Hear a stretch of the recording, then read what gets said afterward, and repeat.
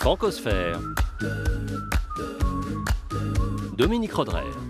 Bonjour et bienvenue dans cette nouvelle Francosphère. Comment rendre la parole à ceux auxquels l'opinion ne donne plus que le droit de se taire? Pour son dernier film documentaire, La Liberté, Guillaume Massart a passé 1 an en Corse à la rencontre de détenus en milieu ouvert, plus prisonniers de leurs actes que de leurs cellules. Ils ont tous commis l'irréparable, des abus sexuels en milieu familial. Le réalisateur ne leur accorde pas d'excuses, mais une écoute. Guillaume Massart nous dira pourquoi il est allé vers eux. Et nous réentendrons la chanteuse réunionnaise Anne Noiraud qui parle de l'inceste du côté des victimes. Enfin, le goût de l'enfance du Mauricien Tristan est un goût pour la vie qui passe par les fleurs et les fruits, mais aussi par les portions de fromage qu'il recevait à l'école quand il était petit et impécunieux. Documentaire sonore signé Anne Bonneau. Francophonie ? Qu'est-ce que ça dit? Francophone ? Qu'est-ce que ça donne? Bonjour Guillaume Massart. Bonjour Dominique. La francophonie peut avoir recours au sabir administratif à Casabianda, en Corse, dans les 1500 hectares du domaine agricole où les détenus purgent leur peine. On parle d'auteurs d'infractions sexuelles intrafamiliales parce que c'est moins stigmatisant que père incestueux. Oui, et puis aussi parce que c'est difficile de dire père incestueux, c'est difficile d'apposer une étiquette comme celle-ci qui pèse si lourd et qui est si dure à articuler. Et lorsque vous dites finalement père incestueux, c'est plus facile à dire, alors articuler littéralement, que infracteur familial, infracteur sexuel intrafamilial, vous voyez, on s'y trompe. Mais en vérité, mais la réalité que ça recouvre. C'est ça, ce que ça désigne immédiatement, ça évoque des images, c'est extrêmement brutal tout de suite, et personne n'ose manipuler ce discours-là parce que tout de suite ça devient trop dur, ça devient trop accablant et c'est le principe même du tabou. Le tabou c'est comment dire quelque chose, comment poser les mots sur des choses qui sont indicibles. Et pourquoi est-ce que vous avez eu envie d'enfreindre ce tabou en filmant justement ces gens-là ? Parce que j'y étais amenée. C'est vraiment ça. C'est vraiment parce que ces détenus m'y ont invité. Moi, je suis allée dans cette prison en Corse, à Casabianda, parce que je voulais découvrir ce que c'était qu'une prison ouverte. Je n'y allais pas nécessairement pour investiguer sur le type de crime qui y était commis. Vous ne saviez pas qui y était ? Je savais qu'à 80%, les détenus qui étaient là y étaient pour ce type d'infraction, mais je n'avais vraiment pas idée que d'une part, ils auraient envie d'en parler, d'autre part, à visage découvert, si proche de la sortie, vu l'infamie du crime commis, je ne m'attendais pas à ce qu'ils aient envie tout simplement d'en parler et de me rencontrer. Il y a forcément une défiance envers la présence d'une caméra, envers la présence d'un tiers et une peur de la sortie. Est-ce qu'on va me reconnaître dehors? Est-ce qu'on va me résumer à cette étiquette, justement? Donc je ne voyais pas ça venir. Et donc j'étais à Casabianda pour essayer de comprendre ce que c'était qu'une prison ouverte. Prison ouverte, c'est tout de même quelque chose qu'on connaît très mal, très peu. Cette prison où il n'y a pas de barreaux aux fenêtres. Où les détenus peuvent circuler, ils sont à peine détenus d'ailleurs, ils peuvent circuler très librement, ils peuvent aller sur la plage, ils peuvent aller dans un domaine dont je disais qu'il fait 1500 hectares, c'est-à-dire qu'il est immense. Le domaine est immense, mais on n'y va pas. On n'y va que pour des raisons très précises. On y va pour travailler. Si vous travaillez au champ, ce qui n'est pas le cas de tous les détenus à Casabianda, il y en a qui travaillent aux cuisines, il y en a qui entretiennent les bâtiments, etc. Mais si vous travaillez au champ, alors le matin, on vous dit vous allez devoir travailler dans telle parcelle, vous montez dans le camion et vous allez dans une de ces parcelles. Mais si vous vous occupez de l'entretien des bâtiments, jamais vous ne verrez les 1500 hectares, ça n'arrive pas. Ce que vous voyez, c'est donc effectivement 4 km de plage, ce qui est énorme et spectaculaire et invraisemblable par rapport à ce qui se passe dans d'autres prisons. Ce qui peut être choquant d'ailleurs, on peut se dire, ils ont la belle vie finalement ces gens-là. C'est absolument surprenant au premier abord. Ensuite, les gens travaillent tous les jours. Ils sont en fin de peine, à l'issue de peines très longues. Ils ont vécu 10, 15 ans en prison pour les crimes terribles qu'ils ont commis. Forcément, les peines sont longues. Et ils viennent purger la fin de leur peine. Donc, si on est tous d'accord qu'il n'y a pas possibilité, qu'on est tous opposés à la peine de mort, si on est tous d'accord avec ça, alors il y a bien nécessité qu'un jour les gens sortent. On ne va pas enfermer les gens pendant 10-15 ans et les libérer comme ça d'un coup, sans se soucier de quelles conséquences ça a eu sur ces personnes-là. S'ils ont commis les infractions qu'ils ont commises avant et qu'ils étaient donc dangereux avant, comment s'assurer qu'ils ne soient plus dangereux après? Or, en étant enfermés dans les prisons fermées qu'on connaît d'ordinaire, ils en sortent souvent pas soignés, ils en sentent souvent parfois même moins bien que ce qu'ils étaient avant, parce qu'on sait très bien que pour ce type de détenus, l'incarcération est très très rude. Ils sont eux-mêmes malmenés par les autres détenus, ils sont considérés comme la lie de l'humanité. Et donc, arriver ici, c'est apprendre d'une part à retrouver l'air libre, effectivement, à retrouver un horizon, et puis peut-être apprendre aussi un métier qui pourrait être utile. C'est ça, théoriquement, l'idée de Casabianda. Si vous vous demandez encore qui vous parle depuis le début de l'émission, il n'est pas interdit d'espérer que Corinne Alexia vous en dise un petit peu plus dans son portrait coupé-décalé. Qui ne connaît pas Guillaume Massart? Ah bon? Vous ne le connaissez pas? Mais Mitterrand, vous le connaissez? Guillaume aussi le connaît très bien. D'ailleurs, son premier film se passait à la bibliothèque François Mitterrand. Et le dernier, comme beaucoup d'autres, il l'a fait avec Adrien Mitterrand. Tous deux avaient 12 ans à la mort de l'ancien président, sauf que pour l'un des deux, c'était son grand-père. Dans La Liberté, pas de triptyque républicain avec égalité et fraternité, mais de la sexualité dévoyée et des rapports pervers. Dans La Liberté, les hommes en sont privés, mais leur prison est à ciel ouvert, car leurs vrais barreaux sont mentaux. Dans La Liberté, le juge est déjà passé, alors le spectateur peut s'en dispenser. Il n'a pas à juger, mais à voir en chacun une parcelle d'humanité. Rien de ce qui est humain ne m'est étranger, disait déjà le Carthaginois, Terence du temps de la Rome antique. C'est ce genre de considération qui a motivé le tournage de La Liberté, Guillaume Massart ? Oui, je pense que c'est une bonne phrase, c'est un très bon terme, c'est une bonne manière de résumer tout ça. Effectivement, je suis allée à la rencontre de l'humanité de ces personnes-là. Ce n'est pas facile d'aller à la rencontre de ces personnes-là, parce que nous aussi, on arrive avec cette étiquette infamante, avec ce cliché, ces a priori.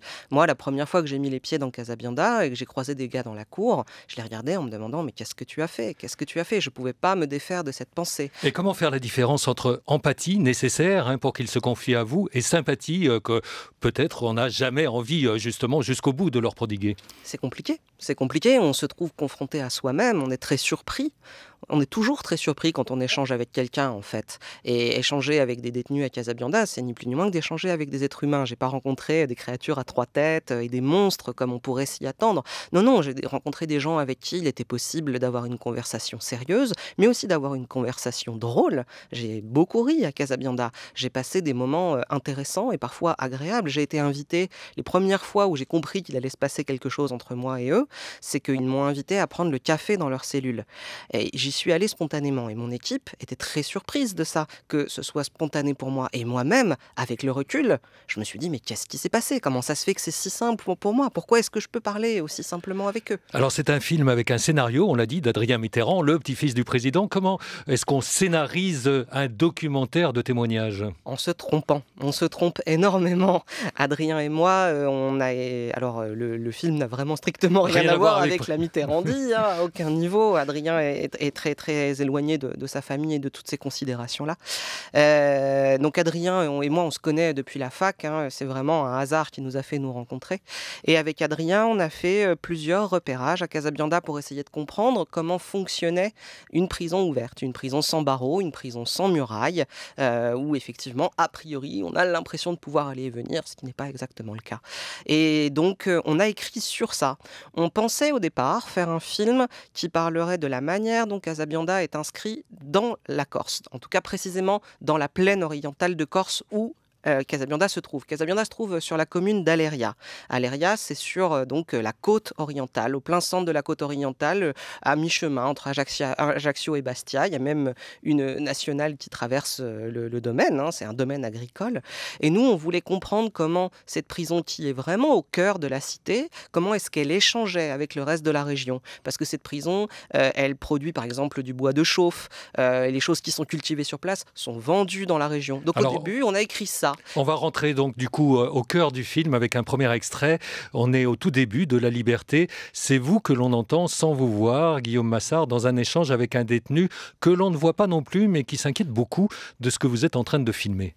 On a filmé l'appel, mais de très loin. Comme ça, on vient de filmer l'appel, mais de très loin. Je ne veux pas passer, moi, tu veux. Non. Venez voir, vous allez voir. Moi, je ne veux pas passer. Oui, je sais. Je veux dire, moi, je suis pas ici pour je sais. Et c'est pour ça, venez voir. Moi, je ne veux pas passer à la télévision. Venez voir. Comme ça. Vous allez voir à quoi ça ressemble. Venez voir. Que, vous verrez qu'on ne reconnaît personne. Regardez. Vous voyez ou pas? Hein? Vous voyez? Là, on peut pas reconnaître les gens. D'accord, mais moi je vais pas passer à la télé. Hein. Ça vous va là comme taille? On voit rien du tout et les gens sont tout petits. Moi ici je vais pas passer à la télé. Hein. Je comprends. Je suis prison, moi je suis pas ici pour mœurs. Je suis pour assassinat, je vais pas passer à la télévision comme moi, on va dire assassin. Après je vais au beau maître, je vais là-bas, on va dire tiens, PD, tu sais, qu'est-ce que tu fais là-bas? Et non, il va me dire, ça va commencer à prison. Hein. Bon, ici c'est pas une prison, mais ailleurs, c'est violent, hein. Vous comprenez? Alors il y a quelque chose de comique en effet dans ce dialogue, Guillaume Massart, avec le détenu qui vous dit en substance « Moi qui ne suis qu'un honnête assassin, il faudrait quand même pas qu'on me prenne pour un délinquant sexuel. » C'est ça, c'est exactement ça. C'est comme s'il y avait une noblesse du crime et une lie de l'humanité, effectivement. Et effectivement, le crime de sang est mieux considéré que le crime de mœurs. Ce qui peut se comprendre, ce qui peut s'entendre, ce qui se fait déjà hors de la prison. On n'a pas besoin d'être en prison pour penser ça. Il se trouve qu'à Casabianda, les 20% restants, les 20% qui ne sont pas là pour crimes de mœurs, ils sont là pour ce qu'on appelle communément, et à tort, des crimes passionnels. Et alors effectivement, si vous demandez à quelqu'un qu'est-ce qui est pire, avoir tué l'amant de la femme sur un coup de sang, ou bien avoir violé son enfant, qu'est-ce qui est pire? Oui, la réponse arrive vite. Pourquoi est-ce que ce film s'appelle La Liberté ? Alors, pour beaucoup de raisons, c'est un peu un pied de nez, d'une part, puisque c'est un semblant de liberté, c'est le sentiment de liberté qu'on a à Casabianda, que vous décriviez bien, cette impression de pouvoir aller partout. Mais en fait, on ne peut pas aller partout, même si l'horizon est ouvert, il reste inaccessible, même si les barreaux ne sont plus là, il y a une persistance rétinienne des barreaux, comme dit un des détenus dans le film. Et puis, j'ai un ami qui est écrivain, qui s'appelle Philippe de Joncker, qui m'a dit, après avoir vu le film, tu aurais dû appeler ton film Les Philosophes. Et alors, il me dit ça parce que les gens dans le film se mettent à discourir. Au début, il y a ce qu'on vient d'entendre, une peur de parler, d'échanger, de se rencontrer. Et puis, on se met vraiment à parler. Et on a des discussions de fond. Et on a certaines discussions sur des concepts, comme le concept de liberté. Et c'est l'endroit où ils seront peut-être le plus libres peut-être qu'au moment où ils vont sortir et où ils vont se retrouver avec ce qu'ils ont fait. C'est possible, c'est une des grandes possibilités, c'est une des grandes questions qui se posent eux-mêmes. Qu'est-ce qu'on va devenir? Qu'est-ce qui se passe quand on sort? Qu'est-ce qui est prévu pour nous? Est-ce qu'on a une deuxième chance? Quelque chose nous attend dehors ou pas? Francosphère, Dominique Rodrey. Nous sommes en compagnie de Guillaume Massart pour son film documentaire La Liberté, tourné en Corse sur un lieu de détention en milieu ouvert où sont regroupés principalement des pères incestueux.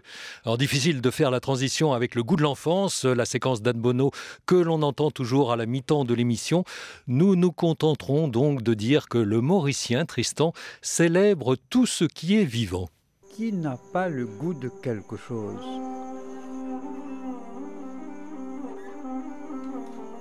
Le goût de mon enfance, j'avais le goût de la vie. Il a besoin de solitude. Il faut le laisser, vous comprenez. Ce n'est pas un garçon comme les autres, évidemment. Je pouvais aller dans les bois, aller à la recherche des fleurs que j'offrais à ma maman. Je pouvais aller chercher des fruits. Je ne résiste jamais à la tentation. Mais là, dernièrement, j'attendais que cette mangue tombe, où je grimpais pour aller la cueillir. C'était toujours pour l'offrir à ma maman Andrea. Oh, elle était beaucoup plus belle. J'avais ma ration de fromage. Ah oui, certainement. Le goût de ce fromage qu'on donnait aux enfants pauvres à l'école. J'en ai eu plus que ma claque quand j'étais enfant. Ça, c'était la FAO qui distribuait des choses, des raisins. Mais moi, j'ai le goût de ces raisins-là. Je revois les livres jolis en riant imprimés en France alors qu'on n'avait pas d'imprimerie à Maurice. A, B, C, D, E, F, G, H. On ne voit plus le fameux corned beef impérial sur du pain. C'est une belle chose, ça. Le paradoxe, c'est que quand j'ai été instituteur dans les écoles, c'est moi qui distribuais les fromages maintenant aux enfants qui n'en avaient pas. 5 plus 5 est égal à 10. Mais il faut dire que l'enfance, quand même, c'est un état, c'est un privilège. Et ce privilège, je ne l'ai jamais oublié, je le préserve comme si je préservais ma propre vie. Guillaume Massart, petit détour par votre enfance, tiens, proprement dite. Qu'est-ce qui a fait le sel de votre enfance, vous ? Qu'est-ce qui a fait le sel de mon enfance ? J'ai grandi en Champagne-Ardenne, dans la ville de Givet, qui est sur la frontière belge, vraiment au sommet de la pointe des Ardennes. Et j'ai eu une enfance très paisible, très heureuse. J'étais très très bien entourée par mes parents. Et mon père était instituteur et directeur d'école. Et l'été, il faisait également des colonies de vacances. Donc j'ai grandi dans un bain de pédagogie. Donc ce que vous venez de diffuser, forcément, ça résonne. Rien dans votre biographie qui ait pu vous rapprocher des histoires que vous avez recueillies à Casabianda ? Écoutez, comme tout le monde, j'ai une famille. Et je pense que l'interdit de l'inceste est au cœur de la société. À partir du moment où on a une famille, à partir du moment où une sexualité existe, alors la question de l'inceste devrait tous nous concerner. C'est un interdit fondamental. L'Oedipe n'est pas pour rien au centre de la psychanalyse. Donc tout ça devrait tous nous concerner. Mais on a tous peur d'en parler. C'est délicat d'en parler. On ne va pas parler de ça en famille. Voilà, donc forcément, il doit y avoir dans certains placards de ma famille, qui est une grosse famille, aussi bien du côté de mon père que de ma mère, il y avait beaucoup d'enfants.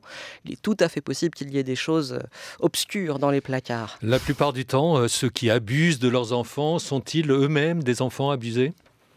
Ça arrive assez fréquemment, ça se retrouve beaucoup effectivement dans les statistiques. C'est quelque chose que j'ai beaucoup entendu à Casabianda. Ça ne signifie pas que quelqu'un qui a été abusé abuse automatiquement ensuite de ses enfants. La reproduction n'est pas obligatoire, mais la reproduction est possible. Il n'est pas toujours facile de faire avec ce qu'on a subi et de le transformer en quelque chose de positif. Et il y a une des personnes qu'on voit dans le film explique ça très bien, explique comment il aurait aimé déposer son sac de pierre, comme il appelle ça, ailleurs que de cette manière. Tout ce poids de la culpabilité qu'il a transformé pour passer du statut de victime au statut de bourreau à son tour, il le regrette énormément. Et il se demande à quel endroit il aurait pu le déposer avant et pourquoi il n'a pas pu le déposer avant. C'est une question qui n'est pas posée qu'à lui, c'est une question qui est posée à nous tous, qui est posée à la société. C'est à quel endroit l'institution a failli. Nouvel extrait de La Liberté, celui où Michael, que vous filmiez à contre-jour dans sa cellule, décide d'apparaître désormais à visage découvert, en pleine lumière. Pas grave, on peut filmer le visage après tout. Tu es sûr ? Ah ouais. Pas gênant. C'est comme tu veux, vraiment. Non, franchement, pas gênant. C'est vrai que finalement, on a des trucs à dire et bon. Bah oui, autant y mettre un message dessus. C'est le partage de l'expérience, justement. Parler de ce qu'on vit, parler de ce qu'on a vécu, de ce qu'on vit. Ouais. On juge beaucoup trop. Tu prends justement dans le cadre de ces affaires-là. La première réaction des gens, de l'entourage, la famille et tout, de la personne qui a vécu ça, dans mon affaire, c'est mes filles qui en ont parlé. Première réaction, c'est quoi l'entourage ? Ouais, on va le tuer, on va le pendre, on va l'envoyer en prison et tout. Ok. Mais tu fais quoi pour les victimes ? À qui parle-t-il, Michael, à travers vous, Guillaume Massart ? À nous tous. À nous tous, vraiment. Il y a quelque chose de cet ordre-là, effectivement, de à qui parle-t-il. C'est une question qu'on se pose tout le temps, et pas uniquement pour Michael, pour tout le monde. Moi, dans le film, je n'apparais pas, on m'entend, comme vous disiez. J'ai la caméra sur l'épaule. Et tantôt... Vous êtes tout seul en face de lui ? Et j'ai un ingénieur du son. Il y a une deuxième voix qu'on entend là. Ah non, là, c'est un autre détenu qui est hors champ. Je suis le seul à interagir par la voix avec les détenus. Et qui a instauré le tutoiement entre vous et pourquoi ? C'est eux qui l'ont instauré. J'ai jamais décidé de tutoyer qui que ce soit sans que cette personne me l'ait demandé.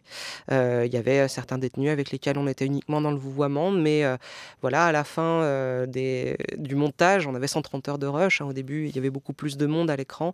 À la fin du montage, il reste des gens avec qui le tutoiement est venu. Alors, c'est peut-être pas un hasard, parce qu'on se parle...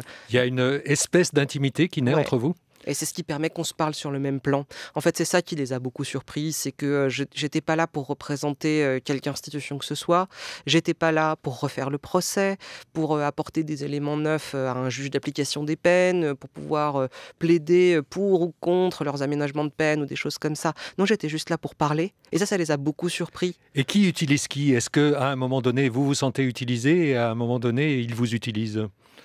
Je l'ai jamais ressenti, non. Là, c'est au spectateur de me le dire, mais moi, je l'ai jamais ressenti. J'ai eu l'impression qu'on s'apportait beaucoup l'un à l'autre, les uns aux autres. Je pense pas qu'on s'utilisait. Je pense que on s'aidait mutuellement. Moi, ils m'ont aidé à mieux comprendre ce qui se jouait, et eux, j'espère les avoir aidés à un point de leur parcours à comprendre où ils en étaient. Invitée de Francosphère, avant vous, la chanteuse réunionnaise Anne O'Haraud. Elle a transcendé son histoire familiale en la portant en chanson. Son père, surveillant de prison, s'est suicidé quand elle avait 15 ans, après qu'elle ait fait savoir qu'il abusait d'elle. Aujourd'hui, Anne O'Haraud n'est pas traversée par l'idée du pardon, mais elle peut décortiquer le mécanisme de l'inceste.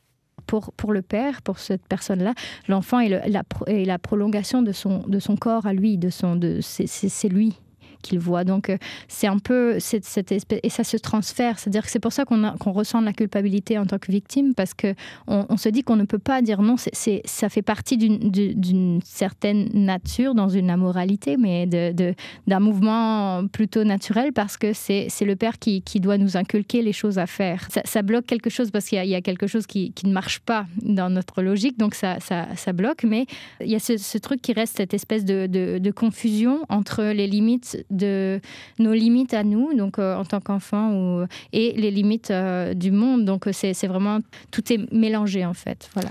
Vous êtes-vous interrogé, Guillaume Massart, sur la façon dont les victimes d'inceste pouvaient recevoir votre film ? Bien sûr, bien sûr. Et au premier lieu, les victimes des personnes que j'ai filmées. Pour moi, c'était capital que ces personnes-là n'en sortent pas à leur tour blessées davantage que ce qu'ils ont déjà subi. Oui, je me suis beaucoup posé la question. On avait une convention qui était que dès que la victime était nommée reconnaissable, voilà, plutôt ça. Surtout reconnaissable. Dès que l'acte pouvait être décrit, je coupais la caméra, j'arrêtais tout et je ne gardais pas au montage. On n'était pas là pour faire resubir ce qui a eu lieu, ni aux victimes, ni aux infracteurs, et ni aux futurs spectateurs. Il n'était pas question que ce film nous torture. Vraiment pas. Et à propos de torture, quelle est la part de culpabilité et de quelle façon est-ce qu'elle s'exprime du côté des auteurs ? On voit bien que les victimes sont coupables et sont coupables pour toujours. Est-ce que les auteurs, ils sont vraiment coupables de la même manière ? Ils se sentent coupables de la même manière ? Alors, c'est extrêmement juste ce que je viens d'entendre là tout à l'heure à cet enregistrement. Je retrouve des choses que j'ai entendues à Casabianda. C'est pour ça que je vous réponds comme ça. Parce qu'il y a un point de convergence. La culpabilité de l'infracteur est réelle et il a raison de se sentir coupable parce qu'il est coupable. La culpabilité de la victime est réelle aussi, sauf qu'elle a tort de se sentir coupable. Elle n'y est pour rien. Loin de là. Et c'est ce qui explique aussi pourquoi est-ce que l'inceste est dénoncé toujours si tard. C'est dénoncé si tard d'une part parce qu'un enfant, c'est difficile pour l'enfant d'articuler les choses, mais ensuite aussi parce que c'est difficile d'envoyer ses parents en prison.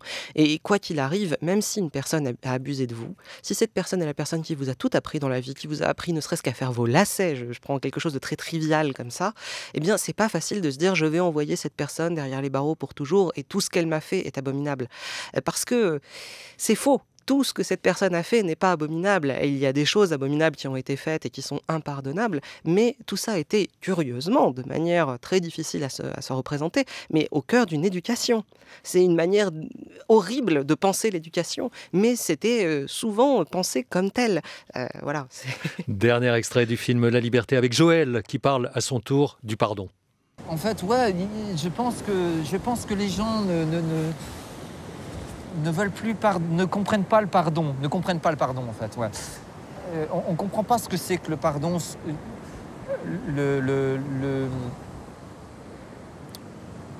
L'objectif que le pardon peut amener, en fait. Parce que le pardon, ouais, ça paraît juste un mot comme ça, mais ça va très loin. Si tu pardonnes à quelqu'un, tu ne vas pas lui reprocher ce qu'il a fait. C'est bon, tu oublies, et cette personne a oublié aussi. On passe à autre chose. On n'est plus à essayer de lui en vouloir pour cette erreur. Tu vois, le pardon, il est très profond. Il doit être profond. Et non seulement tu dois réussir à pardonner aux autres, mais tu dois réussir à te pardonner à toi. Guillaume Massart, pour vos interlocuteurs, est-ce qu'il n'y a pas la tentation de continuer à se cacher à eux-mêmes la gravité de ce qu'ils ont fait pour continuer à se supporter ? Grande question. Mais vous entendez là, Joël, comme il cherche ces mots. Vous entendez comme c'est difficile de trouver les mots justes à mettre sur l'indicible. Eh bien, à partir du moment où ces mots ont été mis, je pense que le chemin vers la lumière est possible. Alors, une lumière compliquée, une lumière qui peut être occultée de toutes sortes de manières.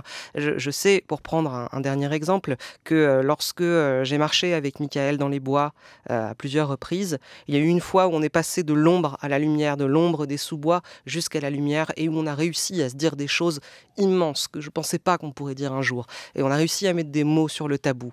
Et évidemment, quand on a fini par sortir du bois et qu'on est arrivé en plein soleil, on était de retour au bâtiment de détention. Donc cette lumière, elle dure un temps. On revient en prison tout de même à la fin. Et il y a une boucle comme ça. Il faut apprendre à vivre avec sa culpabilité, il faut apprendre à vivre avec le tabou, mais il faut aussi apprendre à exprimer les choses pour ne pas que tout ça nous étouffe et nous empêche de vivre. Toute dernière chose, très vite, ce film a été terminé il y a longtemps. Il sort simplement maintenant. Il y avait une vraie frilosité des distributeurs à le mettre sur les écrans. C'est difficile de sortir un film pareil. Il faut préciser une chose, c'est qu'il dure 2h26. Parce qu'il faut faire ce chemin, et le chemin est long et compliqué. Le sujet n'est pas évident. Ça a été tout aussi dur pour le financer que pour le sortir aujourd'hui, effectivement.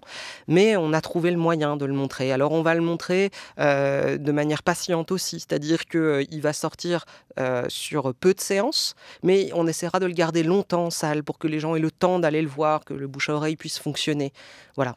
Merci beaucoup Guillaume Massart pour votre documentaire La Liberté, dont on ne sort pas indemne, mais dont on sort quand même grandi. Merci aussi à Corinne Alexia, Anne Bonneau, Sandrine Weber et Bruno Dessommes.